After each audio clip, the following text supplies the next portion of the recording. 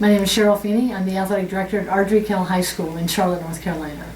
And this project, again, is something that I was introduced to last spring through Dr. Duffy and to the association, and we presented it to our coaches, sent it through an email to have them look at it, and then we also have monthly coaches meetings. So this topic had come up last month as well, when we talked about this and talked about any kind of language that is inappropriate, whether it be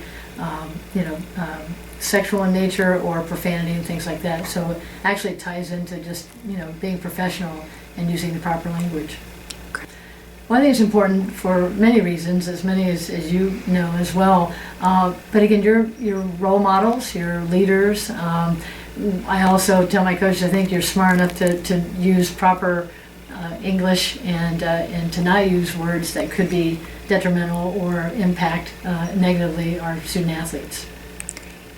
Again, we have them do the NFHS coaching, fundamentals of coaching modules, where about a 3-hour module that they did online. We paid for that for all of our coaches, even volunteer coaches, because obviously you get some people that are not associated with the school that have to be, they're role models as well, and they're representing your school. So we have 100% participation of our coaches completing the module. And so again, if you're talking about coaching education, you're talking about, again, dealing with girls and guys, high school age 14 to 18, where you're trying to, again, impart some positive behavior and role models, to them. And so it's important as much as X's and O's. Mm-hmm. Well, as far as an athletic director, all of our coaches, I think, again, it starts even before high school, obviously. We're talking about youth programs and things like that.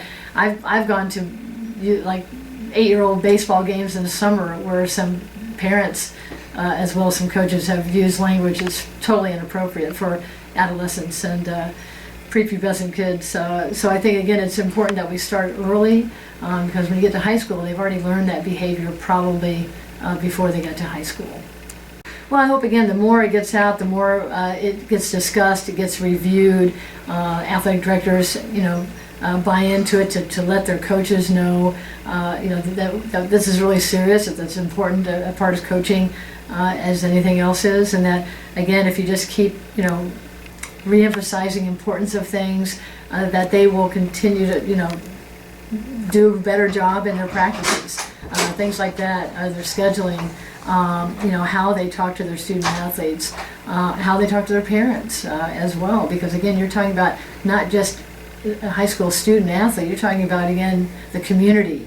When fans and spectators come to watch a game, they can hear you, they can see what you're doing, and so it's very important that they understand that.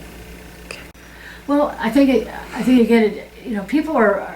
I think they're aware. I think coaches are aware of what is necessary. I think sometimes, again, we coach as maybe we were coached, and so again, it could be a little cyclic kind of thing. So as we break down some of these kind of stereotypes or some of these kind of practices that were not proper then and they're not proper now, I think it's just one coach at a time, and just making sure that each coach is aware of the impact that they have on our student athletes and how to make them enjoy the experience of being on an athletic team and being a student athlete at the high school level.